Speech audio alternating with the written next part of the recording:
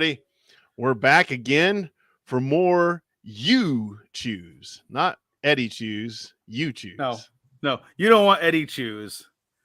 This is how you end up on a mammoth falling off a cliff. Cliff. Yes, on fire. That's our logo. You're on fire. With the sandwich. Also, we have the new You Choose podcast Getting Old edition. As Eddie because I got to wear readers anymore when it comes to reading the fine text. Look at these suckers. They make my eyes all big. Did you have glasses? Did you have glasses when you were a kid? So when you were reading yeah. Okay, so it's full circle. Well, I wear contacts now. Oh, okay. These are old people glasses. This is when you can't read the small print. You're like, oh man, it's like your grandma with that magnifying glass with the. You keep moving it forward, or it's like it's not in focus. Why is everything blurry? If you guys could see me off camera, because you're seeing me like just look down and read, I'm holding the phone like this far away. I'm like, so I was like, it's time to get some. Yeah, it's timely. It's time. Yep, you just can't put it off any longer. But we're not going to put this off any longer because we're going to start a new series. So we did the House of Danger game, but now we're going to go back to the books again. And tonight we have two different books. We have a Choose Your Own Adventure book, and then we have, as Eddie refers to, the GoBots of the Choose Your Own Adventure books. It is. They're similar, but they're not quite the same. But we try to pick. It feels like it. Yeah, it feels like it's similar, but not. Pardon me while I go and tell people we're alive. Yeah, well, it's like when every kid had this at Christmas time, where grandma gets you GoBots or gets you some knockoff GI Joes or some knockoff books. You're like, oh, thank you, but this isn't. You don't want to say ew, but it's just not. Oh man, I remember like I have one of my great stories about Castle Grayskull. I think I've told the story here already on the show. But like when your parent gets you the wrong thing, that was on purpose. In my case, on that one, but like my grandma, plenty of times, like I got you a He-Man, and it's like those muscle. Remember the muscle figures? Those little pink guys. Yeah, they're only like 2 inches tall. Yeah. She's like, I got you a He-Man. And there's like these little guys. I'm like, this is not He-Man. GoBots are the best example of. Yes, they were. But was that through Tonka? Yes, I think you're right. You can go on Tonka. You can go on YouTube and watch the intro. And yeah, they're made by Tonka. They were trying to obviously knock off the Transformers, but my brother had a couple of them actually. Oh, dude, I had one. I did. Oh, yeah. I was like, and then I got it, and I was like so mad. My brother got the Scooter. Oh, okay. Literally called Scooter. Yeah. And then one of my friends had the airplane Leader 1. Yes, that was his name. Yeah. Leader 1.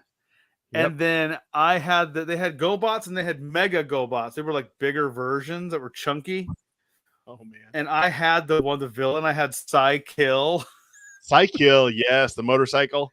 Yes, and here's how bad GoBots are. They've not made a movie about them. That's how bad they are. Nobody even wants to make a movie about them. Not even Michael Bay will touch GoBots. I was just gonna say Michael Bay doesn't even want to touch it. That's how bad it is. No. But this isn't the GoBots podcast. It's not. You choose. So the way it works, if you're new, thank you for listening. But what we do is we get to the decision point in these old Choose Your Own Adventure books, and then if you're watching live, you can type in the chat where you want us to go. So if you want us to go upstairs, type in "go upstairs," or if you want us to go down the river, type in "down the river." Any other funny comments, of course, always welcome at any time. Hilarity ensues. Become immortal by joining the You Choose Live podcast. Hop on, and what would be fun to do at some point, Lee? I don't know how to do it right yet. Didn't we talk about doing like a call-in type show? Ooh, like people could call in. I think we might be able to do that. Yeah, I don't see why not. Yeah. Like actually phone in their responses as they watch live. But like you said, you'll be immortalized. So somebody in 2153 will be listening to this and they'll be like, what? 2023? What were they talking about? You'll be immortalized forever. Yeah. You'll be happy to know I sent a message out to a group that likes to follow us, and I said, "You Choose Live Super Old Edition is live now," and one of the Jesse, I'll just say Jesse, goes super old, so like a regular episode. So Al Garrison, Jesse. my comments is in the chat too. Joining live never killed anybody. Well, we'll see about that. All right. We're not done yet. We're not done yet. So exactly, we're doing the first book we're doing tonight is that the book called The Mystery of Echo Lodge by Luis Monroe Foley. He's done several of these. Again, awesome cover with a cougar and I guess a falcon amalgam together somehow on the cover. Cougar, cougar fowl, and then a girl, and then getting buried in snow. I mean, so again, wonderful cover. So, this is basically the poster for people who are considering moving to Nebraska. Yeah, there you go. Cougars. It really is buried in snow. Predatory birds, mountain lions, getting lost in the dark. How about dying in the winter? Visit Nebraska. It's not for everybody. It's not. It is. It is if you want to die. By the way, we should put a link to this book in the show notes on this, because the second page on this is the yellowest page in the world. Look at that. So speaking of age, this one is 1985, Eddie. So 1985. This page is the color of my smoker uncle's teeth. After smoking 4 packs a day, no filters, and Pall Malls unfiltered. Yes. God, look at that page. That's amazing. Did he talk like he'd smoked 4 packs a day and drunk at least a bottle of whiskey? He talked the way you think Bryan Adams sounds when he talks. Hey everybody. Wow. Drink lighter fluid. Drinking lighter fluid. Why not? I mean, drinking lighter fluid never killed anybody, according to Al, right? Right. You want me to crack this one off, Lee? Yeah, let's get this started here. Let me get just so we're all aware, children, and yes, I put my readers on. This one I misread originally and thought it was The Mystery of Econo Lodge, which once again shows you how old we all are. Stay at Econo Lodge, Eddie. Use Uchoos for 10% off. Yeah. Mention Uchoosepodcast. All right, here we go. Oh, for Bill Foley, my Sierra skier, who's special. Yeah, there's that. Okay. The dedication. There we go. Illustration there, very confusing. Here we go. Casey Kasem. And now for your request and dedication. A special skier. Yes. A light snow is falling the December morning you arrive at the Lake Tahoe bus station. As you leave the bus, you stare at the majestic peaks of the Sierra Nevada range. This is going to be the best winter vacation you've ever had. You tend to have a tendency to hype things up before they actually happen. Of course, because we think so well of ourselves. Yeah, because we're 9.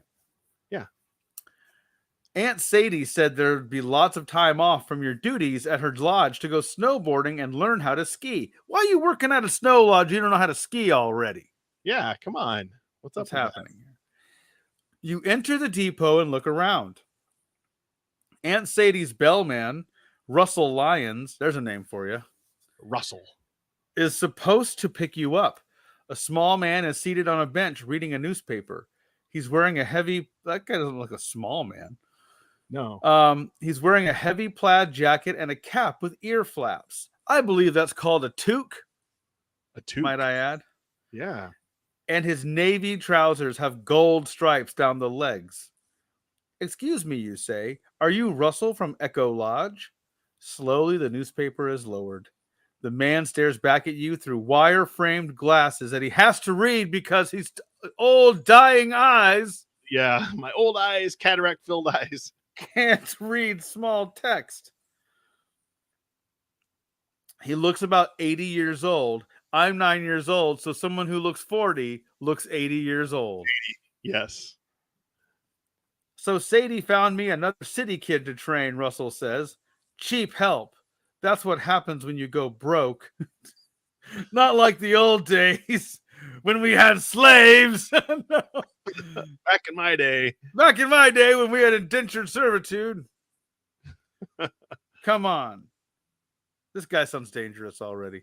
He does. You follow Russell outside and climb into an aging purple van with Sadie's Echo Lodge printed in gold on the side. Who's going broke, you ask as he shifts it into gear. Sadie's going broke. Man, whatever happened to not airing dirty laundry? I know. He's one of the old people. I don't care. I don't care anymore. I'll tell you my secrets. I killed a guy one time. I pay my taxes. Leave me alone. Exactly. More cancellations and reservations these days. I know it's a Paiute Jinx. I don't know. Paiute Jinx. I don't know what that is. I don't know what that is. He suddenly steers off the main highway onto a narrow mountain road. There's a cute little lodge there. Yep. Little illustration. What's the Paiute? We got to figure out how to pronounce that. Paiute Jinx, you wonder. You hesitate to ask Russell. He seems pretty crabby, and he might have killed a guy. Maybe Aunt Sadie will explain.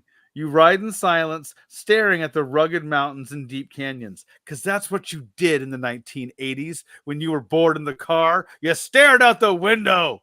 Yeah. No, that's your entertainment. Just watching things go by. Oh, I don't have Wi-Fi. Stare out the window like it's 1985. All over you. Count the cows. Count the cars from different states. Cows, whatever. Let's see here. Here it is, Russell says, pulling up in front of a steep stone flight of stairs. The main lodge, almost hidden by towering pine trees, is a 2-story structure of stone and redwood. A stone chimney climbs one wall, and around the main building are 4 small chalets. Shallots! It's a type of onion, kid. I want more shallots in this soup. Onion soup. That's all we eat here. Their steep sloping roofs support a heavy snowpack, and dagger-sharp icicles hang from the eaves. Seems dangerous. Of course. Go on up, Russell tells you. I'll park the van. This just highlights again. In the 1980s, they didn't care about us. And we knew it. We knew it in our hearts. Yeah. They had to be reminded. Remember the old thing? It's 10 o'clock. Do you know where your children are at? Do you know where your children are? And our parents were like, oh, no. I have children? Mildred, where's Lee? She said, I don't know. Like, oh, man. They're probably, who's Lee? Wait, who's that kid? Oh, we have a That's kid? your son. I forgot. Exactly. Let's see here. Go on. I'll park the van. You drag your bag up the steep stairway and enter the lobby. Aunt Sadie, you call, peering around. Your aunt comes running in. Just call me Sadie, she says, giving you a hug. Don't do that to me. You're my aunt. I'm raised right. Yeah. You got me here. You got here just in time. My switchboard operator quit this morning. Oh. I don't know how to run a switchboard. I'm 9. Guess what we're going to be doing? Switchboard operator. Yeah. As Sadie hustles you inside her private suite of rooms, you notice a small blonde woman in a red dress staring at you. Furthermore, Sadie whispers, slamming the door, last night we had a power failure and Countess Maria's diamond watch was stolen. Oh, no. Do we have a sound effect for that? I thought we had a da-da-da.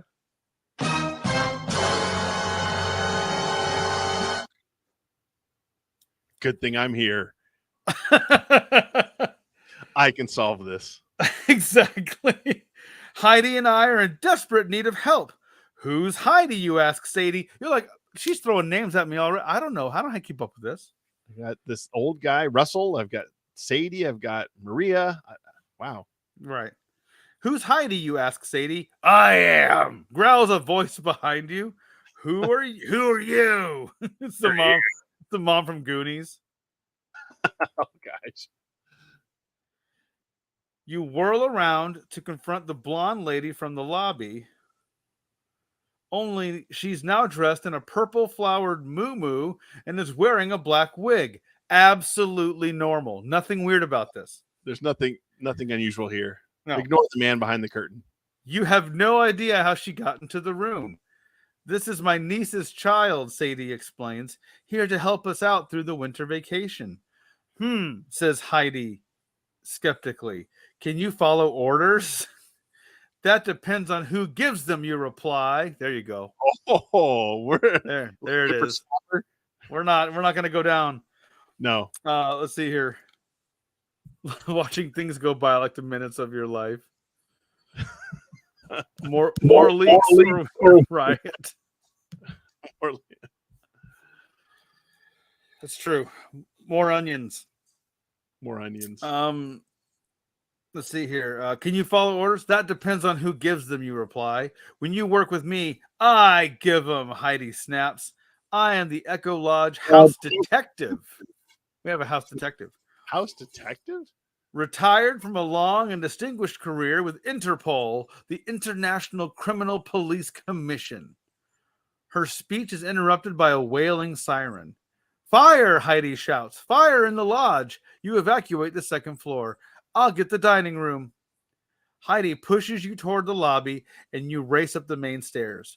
You bang on doors shouting, but most of the rooms seem to be empty. When you reach room 223, you hear a radio playing loudly and the sound of water running. You bang on the door. No one answers. You try the knob. The door is locked. Should you go to the desk for a key or force the door open? The siren is still screeching. If you go to the desk for a key, turn to page 12. If you force the door open with your tremendous 9-year-old strength, turn to page 17. Do we get the key or do we force the door? Force the door with our amazing 9-year-old strength. I like that. So the Paiute Jinx, the Paiute, is in reference to 3 non-indigenous groups of indigenous people in the Great Basin. So it's a indigenous people group.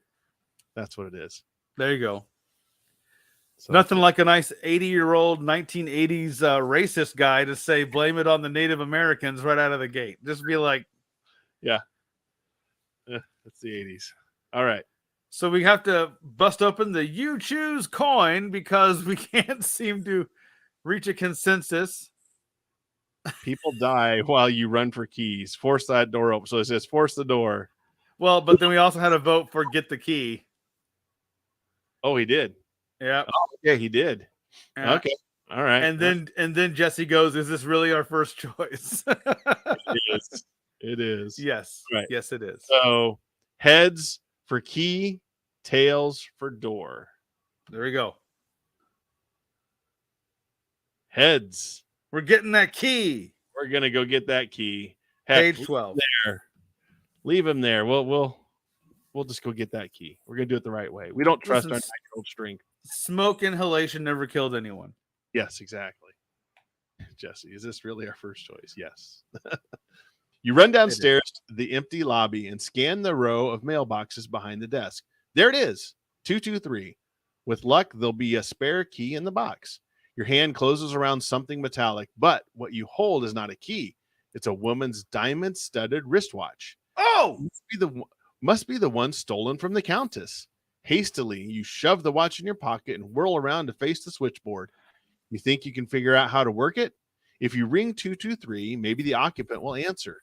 You slip on the headset and start to plug a cord into the 223 outlet, but there's already a cord plugged in. You open the switch.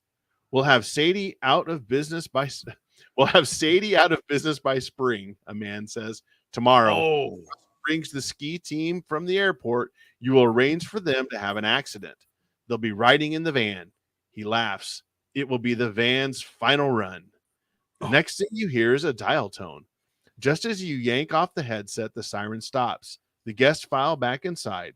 You must tell someone what you overheard and about finding the watch. But who?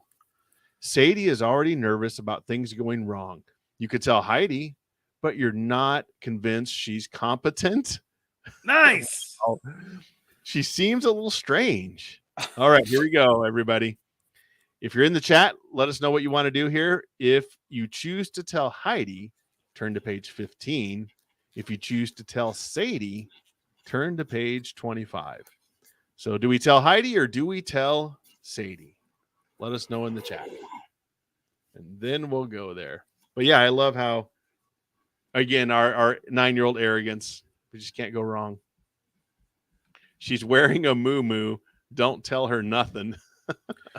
See, now I would take this advice, but Jesse's just throwing that around willy-nilly like he himself has not worn a muumuu. And I know better, sir. I know better. I know better. We know what happens.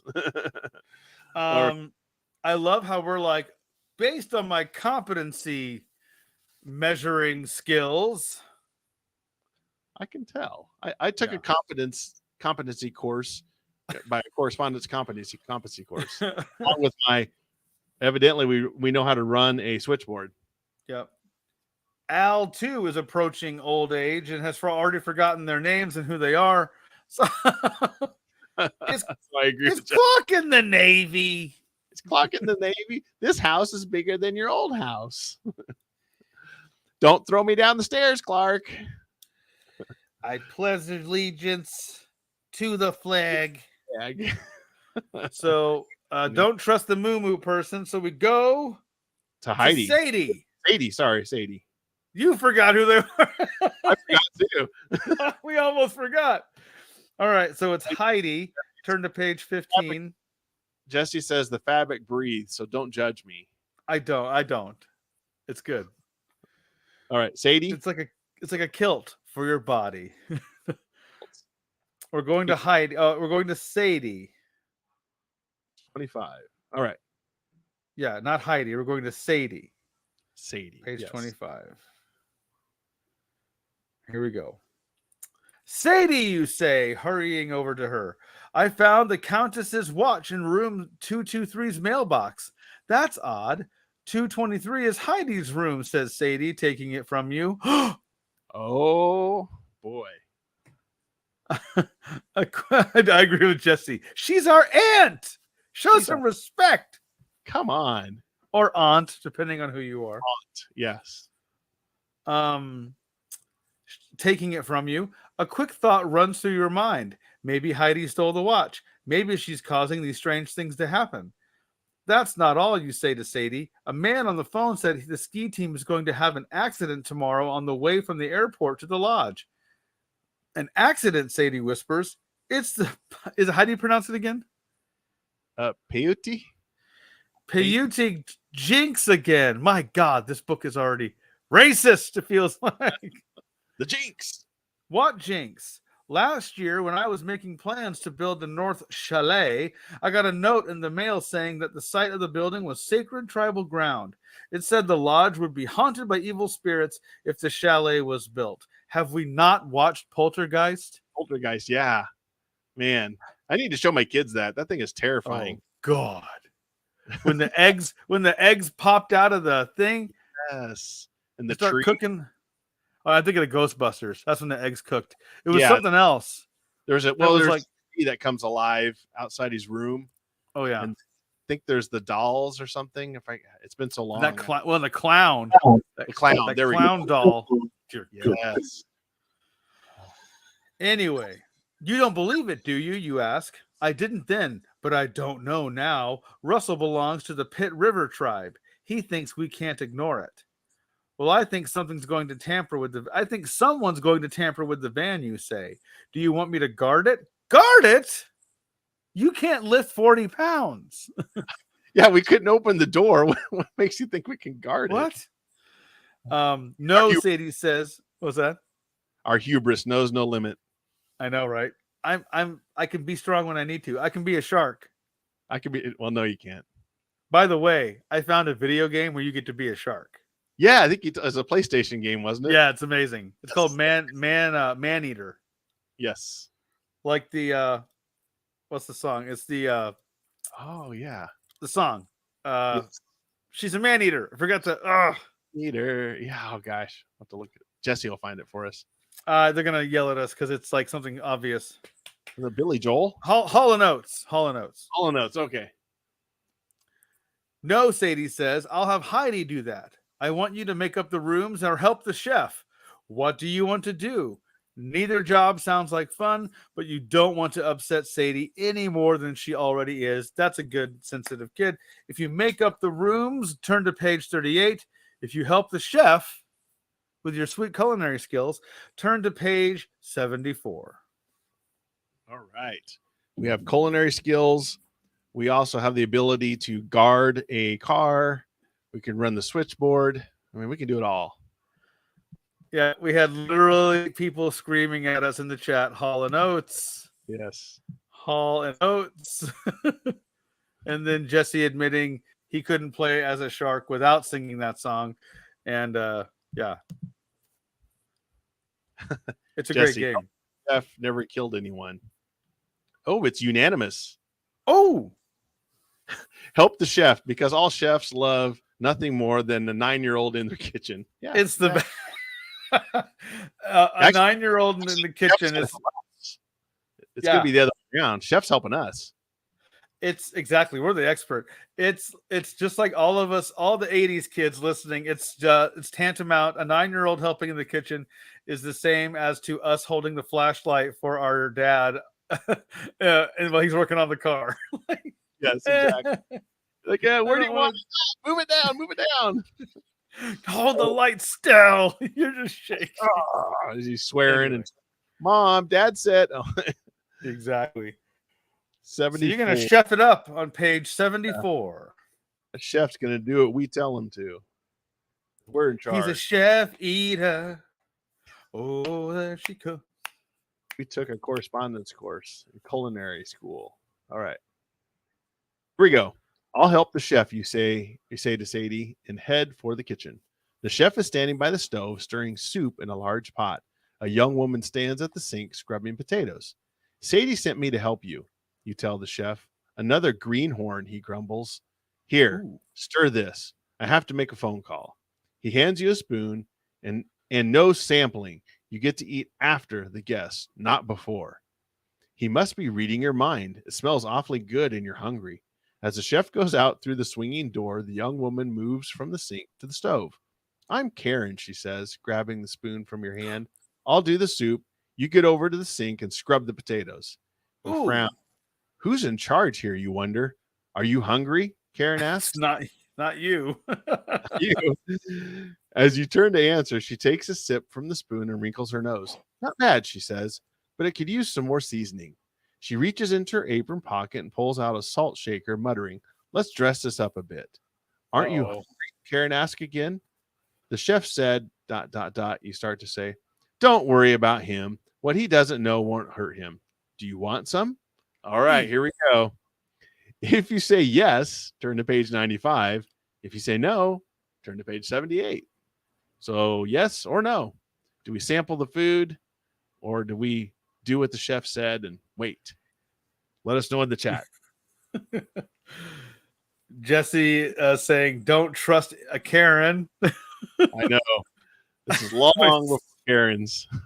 By seasoning, she means poison, and it's true. It's like, yeah, we should really season the soup. Don't you think? You're like, Al is all about, Al needs to be a chef, man. We follow the rules. Respect the chef. He's like, show me your sleeves. You hold up the greasy, dirty sleeves. You're no chef. Get out of my kitchen. Get out of here. Stinky all right. kids. So we are not sampling the soup. So 78. All right. No thanks, you say to Karen. I'll wait till the guests have eaten and then died from your poison seasoning. Poison seasoning. When the lunch bell rings, Karen hands you a ladle and points to a stack of empty soup bowls. Here, she says, dish out the soup while I check something. While I check my poison bush. It's ready. Thing. As she opens the back door, a skinny black and white cat races into the kitchen and jumps up on the counter. No, you yell at the cat. Get out of here. But it's too late. The cat has smelled the soup and is already lapping some from a bowl. You put down the ladle, pick up the cat, and set him down on the floor. Go crawl under a table, you mutter, and no one will mind. I've never seen a cat eat soup, by the way, in case we're ever wondering. Yeah, that's pretty rare. You're filling the last 3 bowls when you notice the cat is staggering as if he's dizzy. Oh, man. Mary, the waitress, comes in from the dining room to get the soup. Better get that cat out of here before he dies. I mean, the chef catches him, she says, picking up a tray of bowls. Okay, you say. You bend over to pick up the cat, but as you do, he takes a few uncertain kitty steps and collapses on the floor. You pick up the cat and put your ear to his chest. His heart is still beating. How do you know which end to listen to on a cat? Are you telling me you're some sort of veterinarian person now, Yes. kid? I took a 6-week correspondence course in veterinary skills. He's listening to the tail. He's like, I hear the heartbeat. Lit. What's wrong with him, you wonder? He's definitely sick. Quickly, you find a box and make a bed for the cat. You make a bed for the cat. Yeah.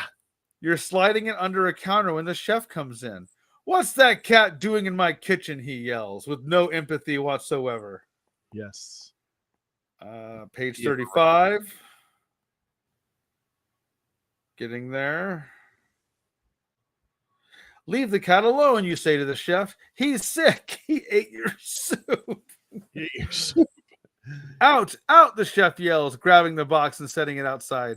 His actions infuriate you. You were once a cat in the book. Be a shark. Yes, you can totally empathize. He was fine until he ate your soup, you snap. The minute you say it, the pieces fit together. Karen put something in the soup, something dangerous, and disappeared. How dare you say that? The chef yells angrily. Wait a minute, you say, grabbing his arm. I think Karen put something dangerous in the soup. I think that's why the cat got sick. He was drugged. Nonsense, says the chef. Now get back to work. No, you've got to warn the guests. They can't eat your poison soup. I'll do no such thing, he says. It's my reputation. Well, I will, you say. If you do, Sadie will find herself without a chef to prepare the evening meal, he threatens. I'd rather customers die than me not. Yeah, then to stop this. You don't want to make things worse for Sadie. Maybe it wasn't the soup that made the cat ill, but maybe it was. Uh-oh. If you warn the guests, turn to page 37. If you start scrubbing potatoes, turn to page 105. That at one point was an actual choice in my life on Choose Your Own Eddie adventure. If you start scrubbing potatoes. Life gives you lemons, you make lemonade. Life gives you potatoes, you make mashed potatoes. You make potato aid. Potato aid. There we go. Yeah. So we got a quandary here. Warning people about death, never killed anyone. Well, Jesse. Nonsense. The soup was already poisoned and now Karen is dying.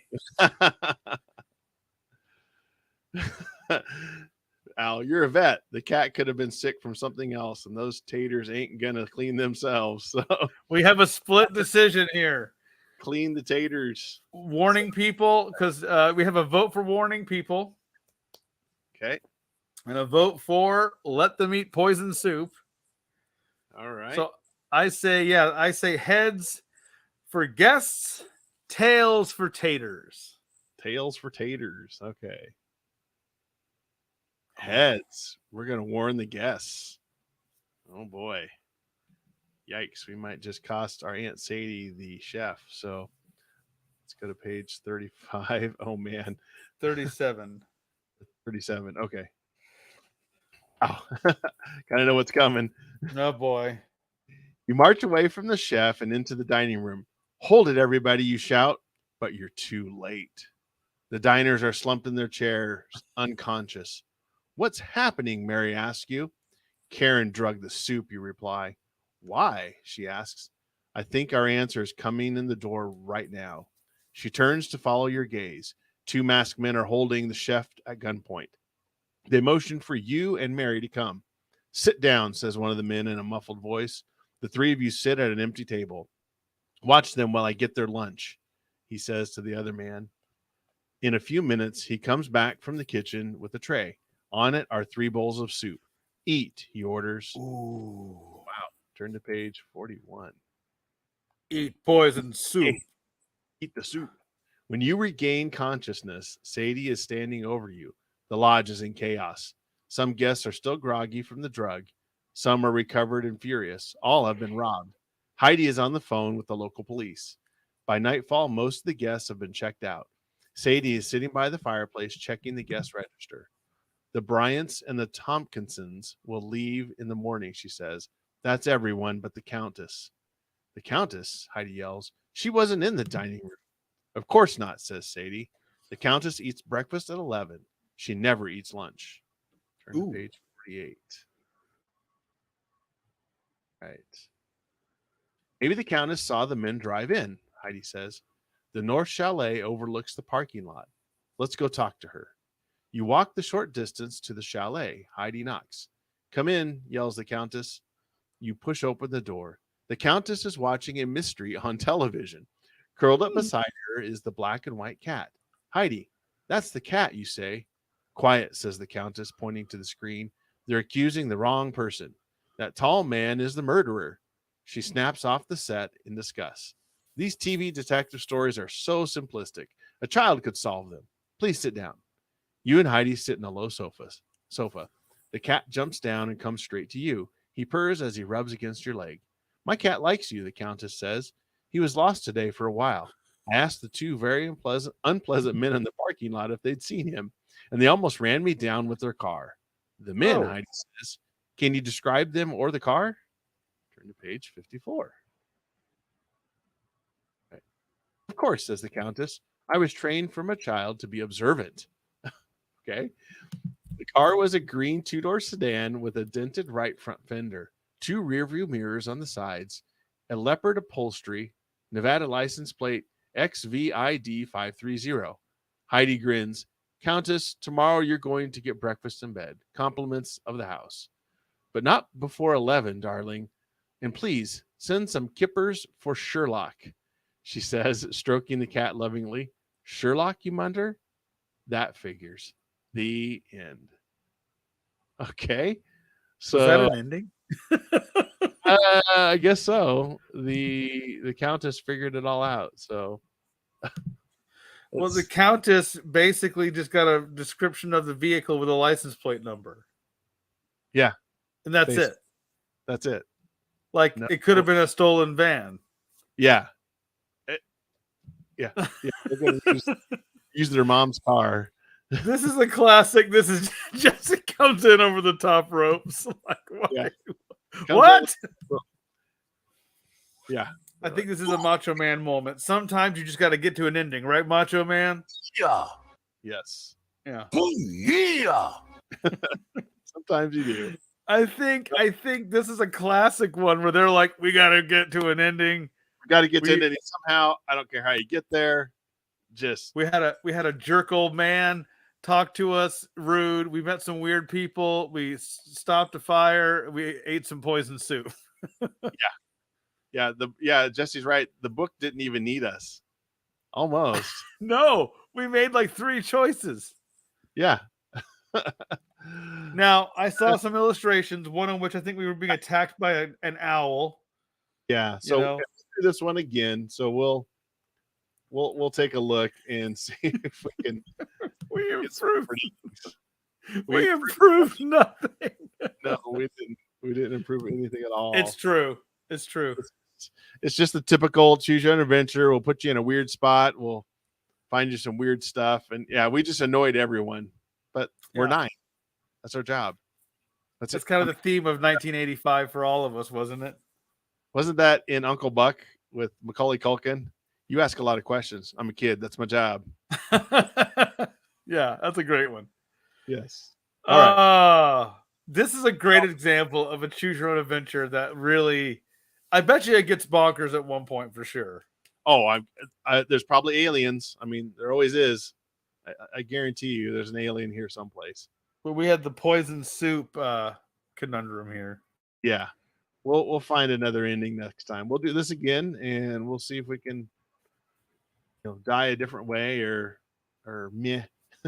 So the next one we're going to go through is a Which Way book, which is the GoBots of Choose Your Own Adventure. And this one's a Star Trek one. Now, we did a Star Trek. I'll try to put a link in it in the show notes for when you're listening to this later. We did a Star Trek one a while back, but this is a different one. So this is Star Trek Voyage to Adventure. If you zoom in on the cover, and maybe I have a different cover than you. Mine has water damage on it. It looks like it's some AI art. AI art tried to like make. It's got a lizard type thing. I'm not exactly sure what it is, but it's pretty cool. This one's by Michael J. Dodge. Explore astounding new worlds on the Starship Enterprise. Ooh. All right. This one was published in 1984. Pages aren't near as yellow as the last one. No. And just as a warning to everyone, just as a disclaimer from the Uchoosepodcast, there's a reason why we went with Uchoosepodcast. Because Which Way podcast would have been, these books don't really, you'll see. You'll see what we're talking about. Again, this is like we said, the GoBots of the Choose Your Own Adventure world, but we'll give it a try. Who knows? All right. So let me get out of this so I can get into the book. Why am I? Star Trek meets the Brood. Is that a vampire reference? No, that's an X-Men villain. Is the Brood? They're kind of like a lizard. That explains it. Yeah. All right. You started the other one, so I'll start this one. Yes, sir. You are an ensign in Starfleet, just graduated from Starfleet Academy. Because of your high scores as a cadet, you have been assigned to the Starship Enterprise, commanded by T. Kirk. As you pick up your space bag, it's not just a bag anymore; it's a space bag. Space bag. It's in space, Lee. It's a space bag. Everything. You prepare to beam aboard the Enterprise. You can remember the speech Admiral Traynor gave to your class of ensigns. Never forget that Starfleet's mission is to keep peace in the galaxy. Use force only when everything else has failed. And never forget. Has Jim Kirk gotten the message on that? Because dude punches everything he sees. Yeah, he's karate chopping dudes. He's like, yeah. He sleeps with it or punches it. One of the two. That's his choices. He's like, can I punch it or shoot it? Can I shoot it, punch it, or make out with it? If I can't do any of those things, I don't know what to do. I can't deal with this. He goes and picks up his peanut butter and jelly sandwich. At first he kisses it, and then he doesn't kiss him back, so he drops an elbow on it, and he just doesn't know what to do. Punches it. Then he gets out his phaser and shoots it. That's true. That's the best Star Trek episode written right there. Yeah. It's James T. Kirk making a jelly sandwich, peanut butter and jelly sandwich. Jesse screams out Wesley Crusher as loud as he can. Yes, of course. And first order of business is to sit in a chair like Riker, which is there are these low chairs in my office. I will literally swing my leg over the chair and like some sort of boss and then sit in it. Oh man. All right. I came here to do two things and you're not my type. That's funny. Not my type. You're getting shot or punched. And never, let's see, we did the prime. Never forget the prime directive. Do not interfere with the alien race, even if you think you would be doing the right thing. We do not always understand the ways of other peoples, and sometimes our help may only make things worse. Power is a terrible thing unless it is used wisely. Now, best of luck to you all. The transporter operator pushes the controls and light surrounds you. You are beamed aboard the Enterprise. It is time to choose your assignment aboard the Enterprise. There is a board that shows the jobs available, but it does not say very much about them. Okay, so here's our choices. If you want to try engineering, go to page 3. If you choose to work on the bridge, go to page 4. If you prefer a job in the science laboratory, go to page 5. Ooh, a tri-choice. A tri-choice, not a dual choice. So engineer, the bridge, or the laboratory. There are 3 options. So let us know in the chat. There we go. We'll pick one of them that the majority of people go with. I will say, Al, asking the obvious question: why do ensigns get to choose their own job? It's true. It's true. Yeah, it's true. Jesse, classic Jesse. Go to the saloon. I mean, hail Scotty. So that'd be engineering. So that's a vote for. Oh wait, the bridge. We got a vote for Scott, engineering or the bridge. Okay, so we might have to flip for this one. Yep, the bridge. Just like Wesley, we're going to crush her this. Al brought that in. Do we have the horns? Well, I got the. There it is. That one. Just as good. Just as good. Yes. Okay. So let's flip. I guess heads. Oh wait. No. We had someone change their vote. We have 2 bridge votes now. Oh. So there's Jesse. I like how Al is thinking. We got to fly this baby. So he's voting for the bridge. All right. So that's page 4. So that'd be you, Eddie. Page 4. A little you switch at the end there. Ooh, U-turn. U-turn. The U-turn podcast. U-turn podcast. You arrive on the bridge. On the display screen ahead, stars are flashing past. As you step from the turbo lift, Captain Kirk turns to face you. He might kiss you. He might punch you. He might shoot you. He might do all 3. Welcome aboard, Ensign, the captain says. We've been receiving some strange transmissions from the uncharted planet in this sector. Your job will be to help Lieutenant Uhura translate and list them. You take a seat next to Lieutenant Uhura. She smiles and points to a huge pile of tape cassettes. What? What? It's the future. Come on, no tape cassettes there. The sucker's digital, man. What are we doing? On one side of the console and a pair of headphones on the other. There's a lot of work to do, she says. Where do you want to start? If you wish to use the translating computer on the recordings already made, go to page 50. If you prefer listening to the transmissions through headphones, go to page 43. Okay. Do we go manual or do we go automatic? Automatic, yeah. With our cassettes in the 21st century or the 23rd century, sorry. The 23rd, yeah, it's crazy. Come on. Oh, well. Can we start in the future and not use the tape? Yeah, it's 1984. Evidently, they thought, hey, these things are going to last forever.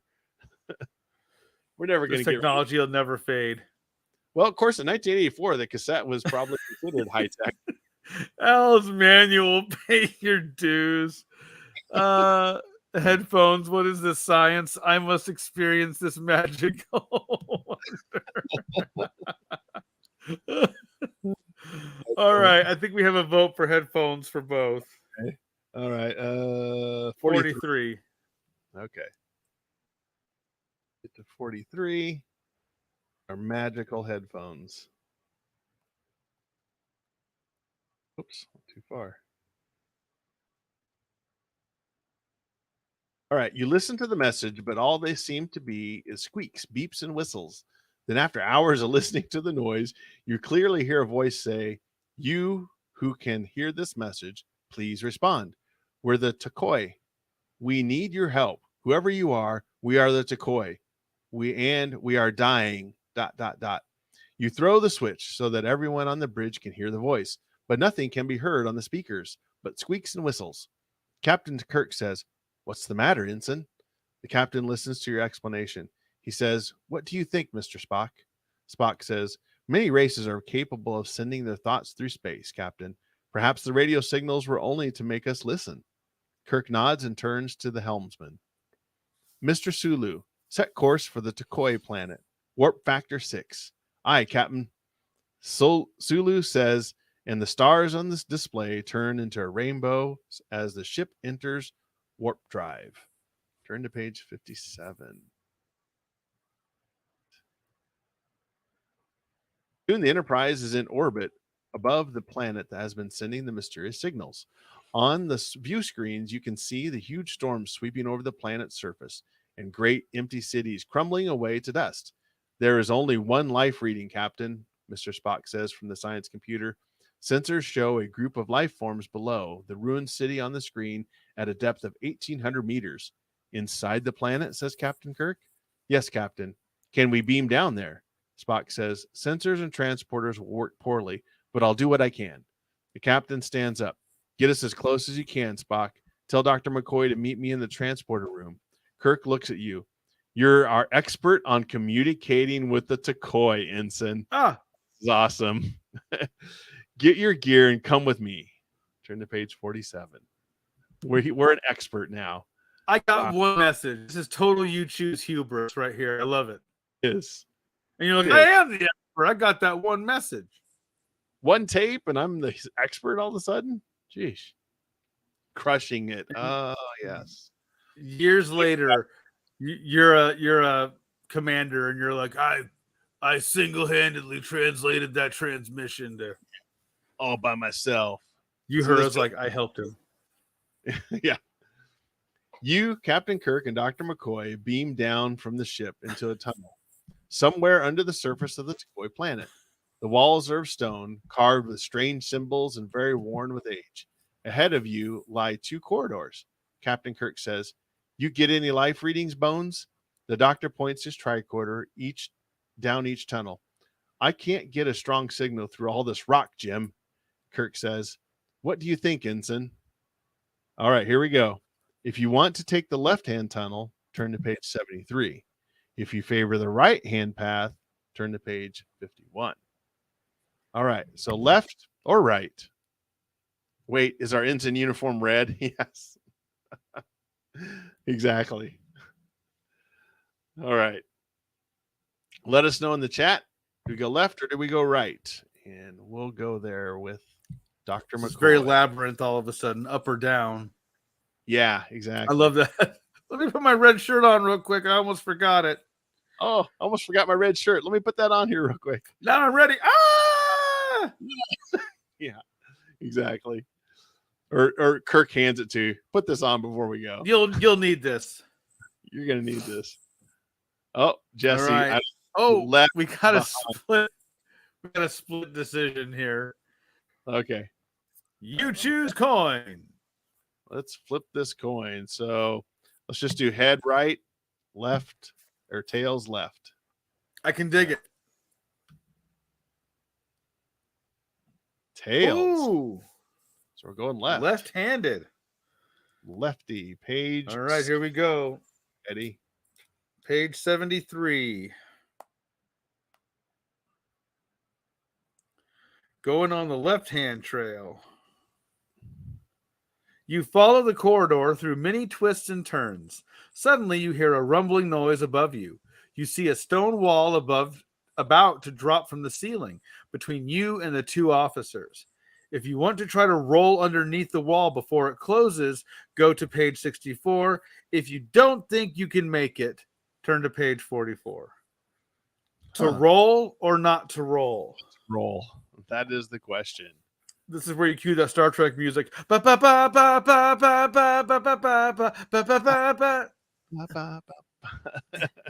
that was from the original series, right? Yes. Or is that generation? Okay.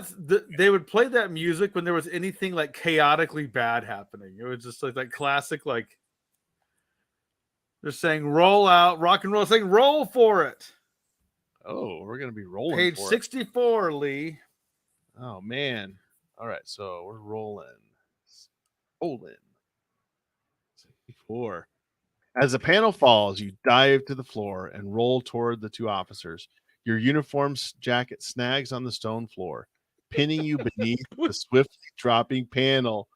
You can see Captain reaching for your hand to pull you to safety, but he is too late. Wow. Boom! Dude, and our uniform did betray us. It did. That red uniform. Wow. We got crushed by a pile of rocks. We got crushed. Oh man. As the last thing we see is Captain Kirk as we get crushed. Captain Crunch. Captain Crunch. Oh, we got rocked. What does Macho Man have to say about this? Yeah. Oh yeah. He's into it. He's good. Crushed. Oh, dude. Dreams. Don't you blame this on the Traveler? It's Wesley's fault, and we all know it. It's Wesley's fault anyway. Whether he was there or not, it doesn't matter. That is hilarious, dude. We just mentioned him being a red shirt, and we got instantly killed. We talked about it, and he just died. Man, you have to run away. This is Al's comment here. Do your job as a proper red shirt and take one for the team. Take one. He literally did. He did. He got turned into a. Oh man. Great puns. Turned into a little charcuterie board. Look at that, just crunched. He's like reaching up to help me. Notice how they didn't want to draw Captain Kirk. They're like, nah, man, I'm just drawing a boot and an arm. Yeah, there we go. All you see is Captain Kirk's boot and arm in the picture as you're reaching for your life. And help like, me. I might help you. I don't know if I'm going to. I can't punch you or shoot you, and I don't want to kiss you. Yeah. So crunch. We'll get another one. We got another 100 red shirts up in the ship. No problem. We owe this a proper revisit for sure. Yeah, definitely. That was good though. I love how the ensigns just get to pick everything. That is good to know. Exactly. Yeah. Red shirt gave the blood sacrifice. Exactly. Yeah. Right. At least he didn't violate the Prime Directive.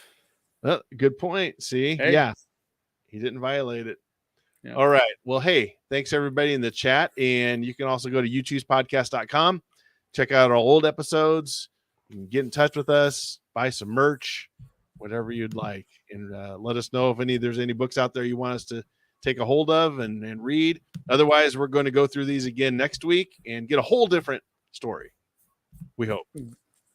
Exactly. Be sure to follow us on all of the social medias that you can think of. We're on there, Uchoosepodcast.com, and let us know. We got stickers and all sorts of swag you can get. If you where can they get that, Lee? Where's that at? Yeah, Uchoosepodcast.com. There's a link there called merch. Just go there, click on it, take you to our store. There's all sorts of stuff you can check out. There you go. All right. Well, hey, everybody, thanks for listening. And until next time, you choose the adventure. See y'all. Good night. And thank you, Al and Jesse, for joining us tonight. Exactly. Thank you, everybody. We'll see ya.